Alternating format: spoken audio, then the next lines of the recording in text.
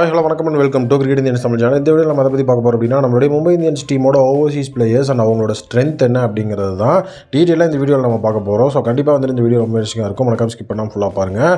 So first of all நம்மளுடைய மும்பை இந்தியன்ஸை பொறுத்த வரைக்கும் ஒரு சூப்பரான ஓவர்சீஸ் அட்டாக் வச்சிருக்காங்க அப்படிங்கிறதுல எந்த விதமான டவுட்டும் இல்லை. ஸோ ஃபஸ்ட் நம்ம பார்க்க போகிறது யார் அப்படின்னா முகமது நபி. ஸோ முகமது நபியை பொறுத்த வரைக்கும் யாருமே எதிர்பார்க்காத ஒரு பை அப்படிங்கிற நம்ம வந்து கண்டிப்பாக சொல்லி ஆகணும். அதனால தான் அவர் நான் ஃபஸ்ட்டாகவே சொல்கிறேன். முகமது நபியை பொறுத்த வரைக்கும் ஸோ அவர் வந்து அந்த ஸ்பின் அட்டாக் அப்படிங்கிறத வேறு லெவலில் லீட் பண்ணுறதுக்காகவே ஸோ வேறு லெவலில் செஞ்சு வச்ச மாதிரியே நமக்கு இருக்கும். காரணம் என்ன அப்படின்னா ஜஸ்ட் அவரை வந்துட்டு ஒரு பேஸ் ப்ரைஸ்லேயே வந்துட்டு நம்மளுடைய மும்பை இந்தியன்ஸ் டீம் மாசாக அவரை வாங்கியிருக்கிறாங்க அப்படிங்கிறது கண்டிப்பாக அந்த ஸ்பின் அட்டாக் அப்படிங்கிறதுக்கு மிகப்பெரிய அட்வான்டேஜ். ஏன்னா முகமது நபியை பொறுத்த வரைக்கும் ஆல் ஓவர் த ஃப்ரான்ச்சைஸ் கிரிக்கெட்டில் வேறு லெவலில் ஒரு எக்ஸ்பீரியன்ஸ் இருக்கிற ஒரு ஸ்பின் கம் ஆல்ரவுண்டர் அப்படின்னா அது முகமது நபி தான். நல்ல ஒரு எக்ஸ்பீரியன்ஸ் பிளேயர். ஸோ கண்டிப்பாக வந்துட்டு நம்மளுடைய மும்பை இந்தியன்ஸோட அந்த ஸ்பின் அட்டாக் அப்படிங்கிறதுக்கு முகமது நபி பிரைமரியில் ஆடுறாரோ இல்லையோ அவரோட எக்ஸ்பீரியன்ஸ் அப்படிங்கிறது நல்லாவே ஹெல்ப் பண்ணும். ஸோ அவருடைய ரோல் அவருடைய ஸ்ட்ரென்த் அப்படிங்கிறத இந்த இடத்துல நம்ம என்ன அப்படின்னா ஃபஸ்ட்டு அவரோட ரோல் வந்துட்டு வேறு லெவலில் வந்துட்டு நமக்கு வந்து ரன்ஸையும் அடித்து கொடுத்து ஸ்பின் அட்டாக் அப்படிங்கிறதையும் பார்த்துக்கிறதுக்கு நல்ல ஒரு ஆல்ரவுண்டர் அப்படிங்கிறது தான் அவரோட ஒரு ரோல். ஸோ நீட்டாக வந்து அந்த ஸ்பின் அட்டாக் அப்படிங்கிறது எங்கேயாவது சறுக்கும்போது அதை தூக்கி பிடிச்சி ஓரளவுக்கு டீசெண்டான ரன்னையும் கொடுக்கறது தான் முகமது நபியோட ரோல். அவரோட ஸ்ட்ரென்த் அப்படின்னு பார்க்கும்போது அவரோட எக்ஸ்பீரியன்ஸை இந்த இடத்துல நான் ஒரு மிகப்பெரிய ஸ்ட்ரென்த்தாக சொல்கிறேன். ஏன்னா வந்துட்டு ஃப்ரான்ச்சைஸ் கிரிக்கெட் அப்படிங்கிறது பார்க்கும்போது முகமது நபிக்கு நல்லாவே எக்ஸ்பீரியன்ஸ் இருக்குது. அது ஒரு மிகப்பெரிய ஸ்ட்ரென்த். அது மட்டும் இல்லாமல் ரீசன்ட் ஃபார்மும் செம சூப்பராக வச்சுட்ருக்கிறாரு. ரன்ஸ் அடித்து கொடுத்துருவார், அப்படி இல்லைன்னா விக்கெட் எடுத்து கொடுத்துருவார். ஏதாவது ஒரு வேலையை பண்ணி அவரோட அவைலபிலிட்டி இந்த 11 அப்படிங்கிறத நீட்டாக வச்சுருப்பார். ஸோ கண்டிப்பாக அது ஒரு மிகப்பெரிய ஸ்ட்ரென்த்து. அடுத்தது யாருன்னு பார்த்தீங்கன்னா ரொமாரியோ ஷெஃபர்ட். ஸோ ரொமாரியோ ஷெஃபர்டை பொறுத்த வரைக்கும் ஸோ அவரை ட்ரேட் மூலியமாக தான் மும்பை இந்தியன்ஸ் வாங்கியிருந்தாங்க. ஸோ அவரோட ஸ்ட்ரென்த் அப்படின்னா அவருடைய அதிரடி ஹிட்டிங் தான். ஸோ ஒரு பொல்லாடு வந்துட்டு நம்மளுடைய டீமில் இல்லை. ஸோ பொல்லாடு இல்லாதனால இப்போ பொல்லாரோட இடத்த வந்துட்டு வேறு லெவலில் வந்துட்டு நம்ம ஈக்குவலைஸ் பண்ணணும் அப்படின்னா கண்டிப்பாக அதுக்கு ஒரு பிளேயர் வேணும்னு சொல்லி நம்ம வாங்கின player Tim David. So Tim டேவிடை பொறுத்த வரைக்கும் அந்த இடத்துல வந்துட்டு ஒரு பொல்லாடோட இடத்த வந்து ஃபில் பண்ணாரா அப்படின்னா ஒரு விஷயம் அவர் டீம் வந்துட்டு அதிரடி காட்டுறது இருந்ததே தவிர ஆல்ரவுண்டர் அப்படிங்கிற கிரைட்டீரியாவில் அவர் வந்து ஓவர்லாம் போடவே இல்லை. பட் ஆனால் வந்து பொல்லாட் ஒரு ஆல்ரவுண்டர். அவரோட ரீப்ளேஸ்மெண்ட் அவரோட இடத்த ஃபுல்ஃபில் பண்ணணும். அந்த இடத்துல ஒரு ஆல்ரவுண்டர் தான் வேணும். ஸோ அந்த இடத்த இப்போ தான் ஓரளவுக்கு வந்து ஃபுல்ஃபில் பண்ணியிருக்கிறாங்க. ஸோ அதனால் நான் ரொமாரியோ ஷெஃபர்ட் வந்துட்டு அடுத்த பொல்லாடுலாம் சொல்ல மாட்டேன். ஸோ கண்டிப்பாக பொல்லாட் மாதிரியே அதிரடியாக ரன்ஸையும் அடிச்சு கொடுத்து ஸோ நீட்டாக வந்துட்டு அந்த இடத்துல ஒரு 6th பவுலராகவும் ஆக்ட் ஆகிறதுக்கு ரொமாரியோ ஷெஃபர்டுக்கு நல்லாவே வந்துட்டு ஒரு அட்வான்டேஜ் இருக்குது. ஸோ அவர் எல்லா மேட்ச் பிளேயிங் லெவன்லையும் யூஸ் பண்ண மாட்டாங்க. பேஸ்ட் ஆன் கண்டிஷன் தான் அவர் வந்துட்டு பிளேயிங் லெவனுக்குள்ளே வருவார். டிம் டேவிடோட ஃபார்மும் அவர் பிளேயிங் லெவனுக்குள்ளே போகிறதுக்கு முக்கியமான ஒரு ரீசன். பட் பிளேயிங் லெவனுக்குள்ளே வரும்போது மேட்ச் ஒன்லேருந்தே புஷ் பண்ணி அந்த ஒரு இடத்த வந்துட்டு பிடிக்க ஆரம்பித்தார்னா கண்டிப்பாக வந்துட்டு நம்மளுடைய ரொமாரியோ ஷெஃபர்ட் ஒரு வேறு லெவல் அட்வான்டேஜ் இருக்குது. ஸோ அவருடைய ரோல் அண்ட் அவருடைய அந்த ஸ்ட்ரென்த் அப்படின்னா அதிரடியாக வந்துட்டு வேறு லெவலில் வந்து ஆடுறது வந்துட்டு அவருடைய மிகப்பெரிய ஸ்ட்ரென்த்து. குரூஷியலான விக்கெட் எடுத்து கொடுப்பாரு.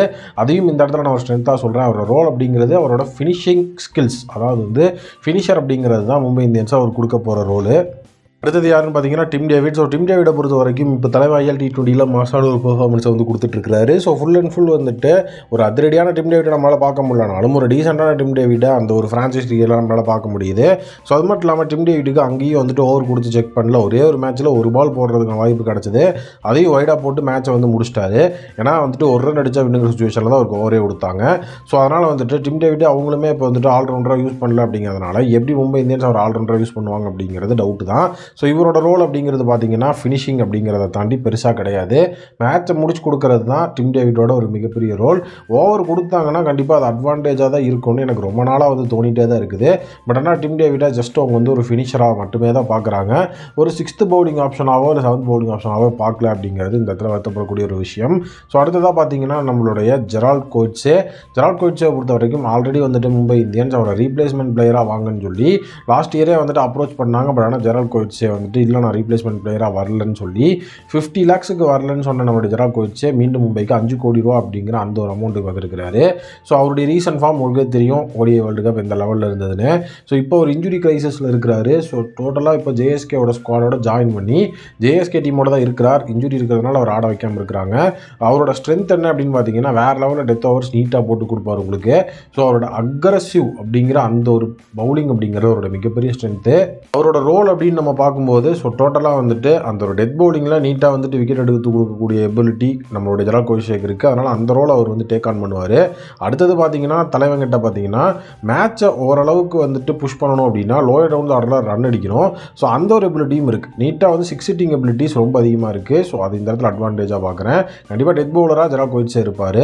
ஸோ அடுத்தது பார்த்தீங்கன்னா நம்மளுடைய துஷாராவை பொறுத்த வரைக்கும் அவரும் இதே மாதிரி தான் ஒரு டெத் பவுலிங் காம்பினேஷன் தான். ஸோ துஷாராவை பொறுத்த வரைக்கும் இப்போ வந்துட்டு எம்ஐ கேப் டவுனுக்காக ஆடிட்டு இருக்கிறார். ஜோஃப்ரா ஆர்ச்சரோட ரீப்ளேஸ்மெண்ட்டாக உள்ளே வந்த துஷாரா வேறு லெவலில் வந்துட்டு டெத் ஓவர் பவுலராக தான் மாறி இருக்கிறார். 18th ஓவரில் பேக் டு பேக் 2 விக்கெட்டில் எடுத்து அசத்திட்டு இருந்தார். ஸோ கண்டிப்பாக துஷாராவோட ஸ்ட்ரென்த் அவருடைய மிகப்பெரிய லெவல் ஆஃப் எக்ஸ்பிரஸ் பேஸ், அவருடைய ஸ்லிங் ஆக்ஷன் அப்படிங்கிறது இந்த இடத்துல வந்துட்டு ஒரு மிகப்பெரிய அட்வான்டேஜாகவும் ஸ்ட்ரென்த்தாகவும் நான் பார்க்குறேன். ஏன்னா அந்த ஸ்லிங் ஆக்ஷன் வச்சிருக்கிற பவுலர்ஸ் வேறு லெவலில் வந்துட்டு எந்த பிச்சுனாலுமே அவங்களுக்கு வந்து அவங்களுக்கான அட்வான்டேஜை அவங்க கிரியேட் பண்ணிக்குவாங்க.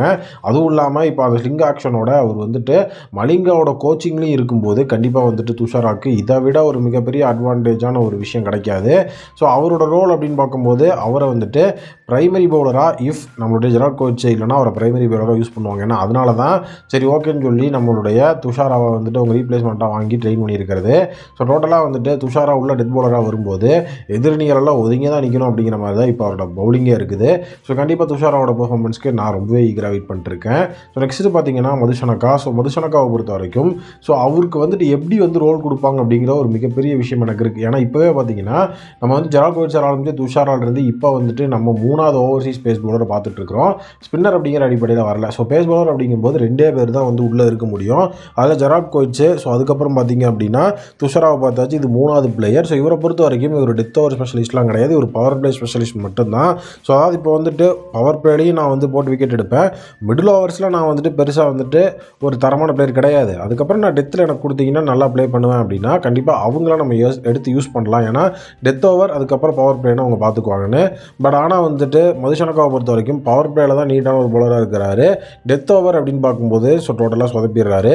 ஸோ அதனால் மதுஷனக்காவை எப்படி யூஸ் பண்ண போகிறாங்கன்னு தெரியல. ஸோ பவர் பிளே அப்படின்னு வந்தால் மதுஷனக்கா கில்லியாக இருப்பார். அது அவரோட மிகப்பெரிய ஸ்ட்ரென்த்து. இனிஷியல் ஸ்டேஜில் விக்கெட் எடுத்து கொடுத்துருவார். ஸோ அந்த வேலையை வந்து கொடுக்கலாம் அப்படின்னா கண்டிப்பாக அவருக்கு கொடுக்கலாம். அடுத்தது யாருன்னு பார்த்தீங்கன்னா 4th overseas pace bowler Jason Behrendorff. கண்டிப்பாக பிரைமரி லிஸ்ட்டில் இவர் இருப்பார் அப்படின்னு சொல்கிறாங்க. ஏன்னா ரீட்டைனான ஒரு ஓவர்சீஸ் பேஸ் பவுலர் அப்படின்னா அது வந்து ஜேசன் பெகரண்டாஃப் மட்டும்தான். ரீசெண்டாக பிபிஎல்ல தலைவன் வேற லெவலில் ஒரு பெர்ஃபார்மன்ஸை கொடுத்தாப்புல. அது மட்டும் இல்லை மும்பையோட ஃபார்மர் பிளேயர் லாஸ்ட் டைமும் வந்துட்டு இருந்திருக்கிறாரு. ஸோ மும்பை அந்த மாதிரி வந்துட்டு ஒரு இக்கட்டான சுச்சுவேஷனில் இருக்கும்போதும் ஒத்தாலாம் நின்று போராடின மனுஷன். ஸோ அதனால் எடுத்தோடனே புது பிளேயர்ஸ்க்காக அவரில் ஓரம் கட்ட மாட்டாங்க. கண்டிப்பாக வந்துட்டு இவரை மெயினாக வச்சு மீதி இருக்கிற 3 பேர்த்தில் யாராவது ஒருத்தரை இறக்கி விடுறதுக்கு தான் வாய்ப்புகள் அதிகமாக இருக்குது. இவரை பொறுத்த வரைக்கும் ஜேசன் பெகரண்டாஃப் நீட்டாக வந்துட்டு டெத் ஓவர்ஸில் வந்து போட்டு கொடுப்பாரு. நல்லா ரன்ஸை கண்ட்ரோல் பண்ணுவார். ப்ளஸ் க்ரூஷலான விக்கெட்ஸ் எடுத்து கொடுப்பாரு. ஏதாவது அவருக்கு வந்து ஒரு பேட் டே அப்படிங்கிற சுச்சுவேஷன் வரும்போது அதையும் நம்ம காம்பன்சேட் பண்ணி கொடுப்பார். அது ஒரு அட்வான்டேஜ். ஸோ அடுத்தது பார்த்தீங்கன்னா டீவல் பிரீவிஸ். ஸோ டோட்டலாக அவர் வந்து டாப் ஆஃப் த ஆர்டரில் இருக்கிற தரமான ஒரு பேட்ஸ்மேன். இப்போ வந்துட்டு எப்படி வந்துட்டு டீவல் பிரீவிஸ் ஆடிட்டு இருக்கிறாருன்னு SA-T20 பார்த்தீங்கன்னா அவரோட ஃபார்ம் அப்படிங்கிறதும் மோசமாக தான் இருந்துட்டு இருக்குது. டீவல் பிரீவிஸ் எம்ஐ கேப்டனுக்காக தான் ஆடுறாரு.